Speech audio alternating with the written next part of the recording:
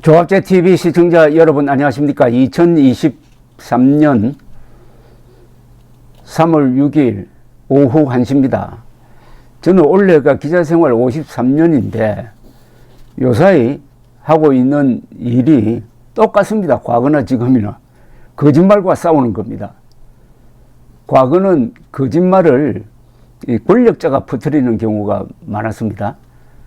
그런데 이 민주화되고 난 다음에는 이게 사정이 달라졌습니다.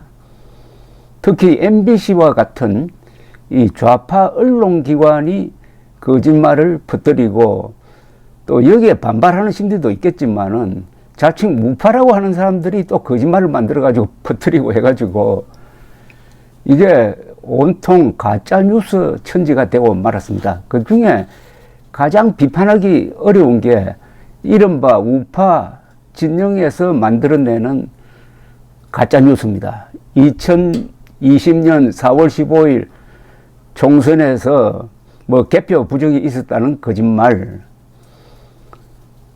광주 사태에 북한군 600명이 들어왔다는 거짓말, 그리고 2020년 11월 미국 대통령 선거에서 부정선거가 있어가지고 트럼프가 낙선했다는 거짓말.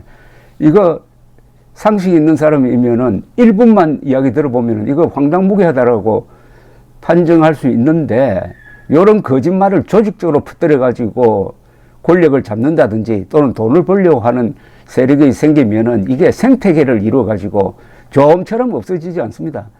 거짓말이 출세하고 밥 먹는 수단이 되어버리는 겁니다. 그래서 이런 좌우 거짓말과 싸우느라고 상당히 피곤합니다. 이거 문명국가 같으면은 제가 이런 일을 할 필요가 없습니다. 그런 거짓말이 저절로 걸러지고 이게 어떤 문제의 가운데 오지는 않습니다. 저 변두리에서 거짓말이 떠돌다가 그냥 끝나는데, 한국은 이 거짓말을 하는 사람들이 저 이재명 같은 사람도 있고 또 멀쩡한 교수라는 사람도 거짓말을 하고 교수 집단도 하고 또 장성 집단도 거짓말하고 또 기자협회라든지 이런 데서 전혀 그 문제를 제대로 잡아주지 않고 이런 진영 논리에 편성하고 하니까 저라도 목소리를 높여야 되겠다고 해가지고 계속 지금 거짓말과 싸우고 있습니다.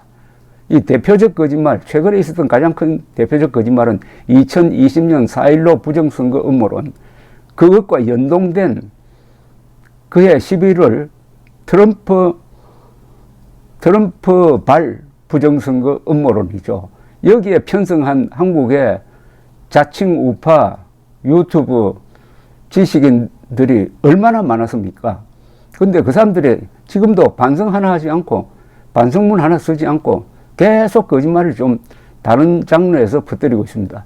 최근에 문화일보를 보니까 트럼프 부정선거 음모론을 펼치는데 맨 선두에 섰던 사람이 거기에 칼럼을 쓰고 있었습니다. 안보 전문가라고 그래가지고. 이거 참 비극입니다. 한국의 지성계의 비극입니다. 자, 그런데 미국에서는 이제 미국에서의 이 사법제도는 시간이 많이 걸립니다. 우리처럼 이렇게 판결이 빨리 나오지 않습니다. 그러나 한번 나오면 확실하게 그게 집행이 되죠. 자, 이제 팍스뉴스가 이게 부정선거 음모론을 퍼뜨리는데 가장 큰 역할을 했습니다. 팍스뉴스는 시청률이 지금 CNN을 능가하고 있습니다. 그런데 이 팍스뉴스가 제대로 걸렸습니다.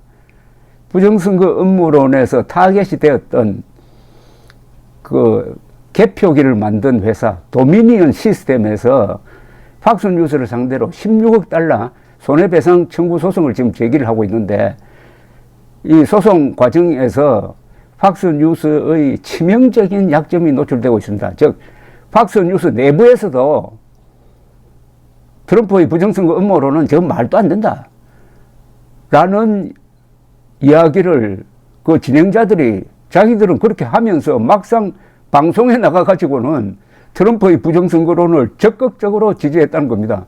이거는 완전히 고의성입니다. 고의적으로 거짓말을 하면은 손해배상을 물어야 되는데 미국에서는 그런 손해배상을 흔히 징벌적 손해배상이라고 그러는데 어마어마합니다. 액수가. 팍스뉴스는 물론 돈이 많으니까 뭐 16억 달러 배상 판결 나와도 망하지는 않겠지만은 이게 개인으로 들어가면은 개인이 책임져야 될 경우에는 아예 파산하는 수가 있습니다. 자, 그걸 좀 설명해 드리겠습니다. 이 팍스뉴스를 흔히 한국에서는 제2의 MBC라고 그래요. 그러나 팍스뉴스가 MBC 따라오려면 한참 멀었죠. 팍스뉴스 등 여러 매체를 운영하고 있는 미디어 재벌 루퍼트 머독이 최근 법정 증언에서 아주 불리한 증언을 했습니다. 이건 선서를 하고 증언을 하니까 이거 거짓말하면 위정죄로 감옥에 갑니다. 그러니까 자백을 하지 않을 수 없다는 이야기인데, 팍스뉴스는 2020년 11월 미국 대통령 선거 이후부터 일부 패널 및 진행자를 중심으로 트럼프의 부정선거 음모론을 확산시키는 주역이었어요. 죽은 사람의 표가 집계되었다, 외국인이 투표했다는 주장들이 팍스뉴스를 통해서 마구잡이로 확산이 되었습니다. 그 중에서도 가장 큰 화제가 됐던 것은 도미니언 시스템이란 회사의 투표 개표 기기가 알고리즘을 사용하여 특정 후보에게 들어간 표를 다른 후보 표로 빼돌렸다는 주장이었습니다. 표를 바꿔치기 했다는 주장이었어요. 트럼프의 개인 변호사인 루디 줄리아니와 시드니 파웰, 이 여자분인데, 등이 폭스뉴스에 출연해가지고 적극적으로 이런 거짓말을 퍼뜨렸습니다. 도미니언 시스템은 하도 당하다가 결국은 폭스뉴스를 상대로 16억 달러를 배상하라는 명예훼손 지금 소송을 걸어놓고 있습니다. 이 소송이 진행되는 과정에서 여러 자료들이 지금 언론에 유출돼 가지고 보도가 되고 있습니다. 가장 주목되는 것은 이 소유주인 루퍼트 머독이 지난달 법정에서 선서를 한 다음에 증언한 내용입니다. 뉴욕타임스가 보도를 했는데 핵심은 머독이 폭스뉴스의 도미니언 시스템 관련 보도 내용이 거짓말이라는 것을 사전에 알고 있었다는 겁니다. 그런데도 그걸 중단시키지 않았다고 머독이 본인 입으로 이야기를 했다는 겁니다. 이게 아주 치명적인 거죠. 머독은 폭스뉴스의 유명한 진행자인 션 해니티, 지닌 피로, 루 돕스, 마리아 바르티로모가 이런 거짓 방송을 응원했다고도 이야기를 했습니다. 머독은 나는 우리가 이 문제를 더욱 강력하게 비판하기를 바랐다. 즉 이게 트럼프의 주장이 거짓말이라는 것을 비판하기를 바랐는데 그렇게 하지 못했다. 자기 책임을 인정을 했습니다. 나중에 설명이 나오겠지만 왜 그러느냐. 시청률의 포로가 된 겁니다. 트럼프의 부정선거 음모론이 사실이 아니라고 하면 폭스뉴스의 이 시청률이 떨어졌다는 겁니다.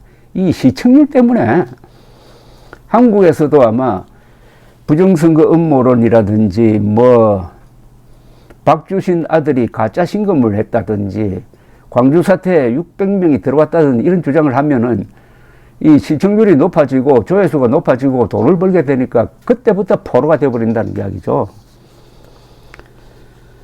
미국 언론은 머독의 이 법정 증언이 소송에 아주 불리한 영향을 미칠 것이라고 지금 보고 있습니다. 그런데 폭스뉴스가 이렇게 무리를 한 데는 아까 말씀드린 시청률이 결정적인 역할을 했다는 겁니다. 폭스뉴스는 대선 당일, 즉 막 개표가 진행 중일 때 이 경합주였던 아리조나주에서 바이든이 승리할 것이라고 먼저 발표를 해버렸습니다. 그때는 상당히 아주 아슬아슬하게 되고 있는데 자기들이 계산을 딱 해보니까 아리조나주에서는 바이든이 이긴다라고 먼저 발표를 한 겁니다. CNN보다도 먼저 발표를 했어요. 그러니까 트럼프 쪽에서 화를 내고 트럼프 지지층이 폭스뉴스를 보지 않고 그보다 훨씬 더 음모론에서 강한 뉴스맥스와 원 아메리카 뉴스로 채널을 돌려버렸다는 겁니다. 그런데 경합주 중에서 가장 중요한 게 아리조나주였어요. 아리조나주에서 바이든이 이기면은 전체 선거판에서 이기는 걸로 되어 있습니다. 그런데 여기서 CNN보다도 팍스뉴스가 먼저 바이든 승리가 예견된다고 선언해버린 겁니다. 물론 그대로 됐어요. 애리조나주에서 바이든이 이겼습니다.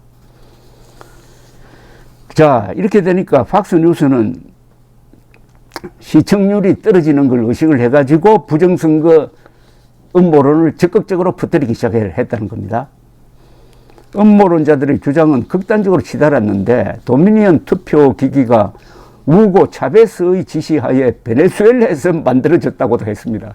그런데 2013년에 사망한 무덤에 있는 차베스가 이런 부정선거를 지휘한 것처럼 돼가지고 웃음거리가 됐고, 또 당시에 한국 안에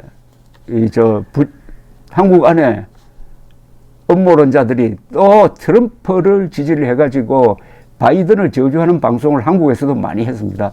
그들이 보도한 것 중에 물론 트럼프 측근이 흘린 기사를 그대로 따와가지고 보도한 것 중에 지금 읽어보면은 기절초풍할 내용도 있습니다.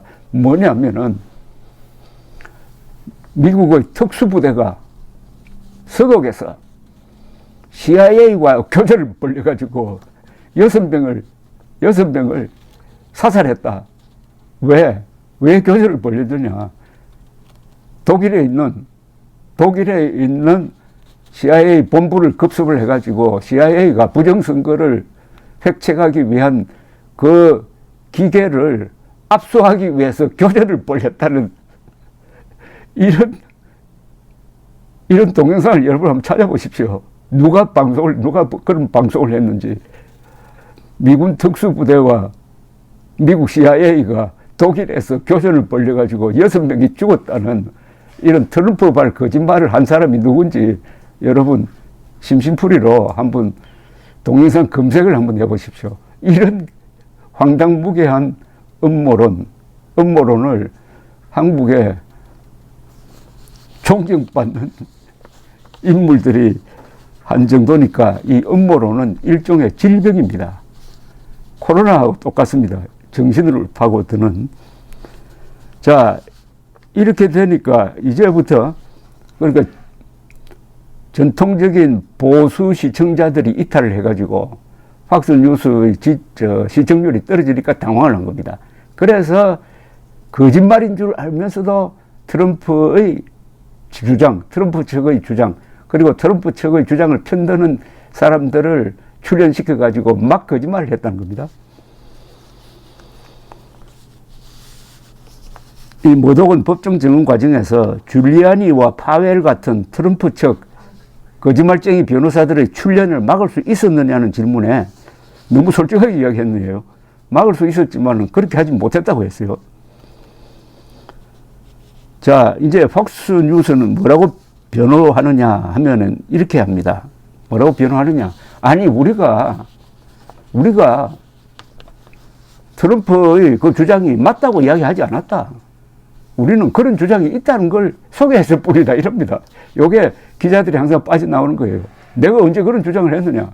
그러니까 거짓말쟁이를 출연시켜 놓고 막 거짓말 할 수 있는 기회를 줘놓고는 법적으로 추궁하면은 아니, 내가 언제 그랬느냐. 나는 그런 주장을 한 사람을 소개했을 뿐이다. 이럽니다. 그러면 대부분의 경우에 빠져나가요. 그런데 이번에는 왜 딱 걸려버렸느냐 하면은 그 내부 그 팍스뉴스 안에서 진행자와 또는 뭐 그 직원들끼리 오고 간 이메일이라든지 이 SNS 메시지 이런 게 또 증거로 확보가 된 거예요. 그걸 읽어보면은 자기들끼리는 그 자기들끼리는 트럼프의 주장 저 순엉터리다 막 하면서 욕도 하는데 방송에 나와서는 그 소리를 안 하고 계속 그 사람들 불러내가지고 거짓말을 시키도록 시간을 제공해 주었다. 이건 고의성이 있다 이래야 되는 거죠. 미국에서는 이 명예훼손은 형사처벌 대상이 아닙니다. 손해배상 청구 소송입니다. 그러나 손해배상액이 어마어마하게 많습니다. 한국에서는 명예훼손이 형사사건도 되고 민사사건도 되는데 민사사건에서 손해배상 청구 액수가 보통 뭐 몇 억 되더라도 결국 판결을 할 때는 보면은 기껏해서 한 몇 천만 원 정도로 끝나는데 미국은 그렇지 않습니다. 손해배상액이 너무 많아가지고 문 닫는 언론사도 있습니다. 이런 거짓말 방송을 해주도록 하는데 앞장서선 사람이 이 터크 카슨이라는 진행자가 있습니다. 터크 카슨은 우리나라에는 누구하고 비교를 해야 되느냐, 이거. 김어준이하고 비교해야 될지 모르겠는데, 터크 카슨은 2020년 11월 18일에 동료 진행자 로라 잉그레햄에게 도미니언 투표기 의혹 등을 제기한 트럼프 변호사 시드니 파웰은 거짓말을 하고 있다. 내가 그녀의 거짓말을 잡아냈다. 이건 미친 짓이다. 라는 문자를 보낸 게 이번 법정 투쟁 과정에서 확보가 됐습니다. 그러니까 시드니 파웰 같은 저런 음모론자를 이렇게 욕을 하면서 톱 방송에는 그런 사람들을 내세워가지고 이런 난장판을 벌렸다. 이 팍스뉴스가 아마 크게 어렵게 될 것으로 보입니다. 이렇게 되니까 결국 미국의 공화당원들이 같이 막 미쳐 돌아가고 말았습니다. 지금 조금 달라졌겠죠. 지난 중간선거 때 트럼프 계열이 상당히 부진했으니까 그 전에 보면은 공화당원들의 한 60, 70%가 트럼프가 부정선거로 억울하게 떨어졌다고 믿는 거예요. 60%가 속는다 이겁니다. 한국은 아직 그 정도는 아닐 겁니다. 그럼 국민의힘 지지층에서 한 60%가 4.15 부정선거 음모론을 믿을까요? 그 조사는 아무도 해본 적이 없는데 꽤 높을 겁니다. 요새 황교안 나와가지고 부정선거 음모론자로 뒤늦게 변신한 황교안 씨가 꽤 10% 정도의 지금 지지율을 보이고 있는데 팍스뉴스가 음보를 받아야 그와 연동돼 가지고 한국의 음모론자들도 좀 정신 차리지 않을까 하는 생각이 들어서 소개했습니다. 감사합니다.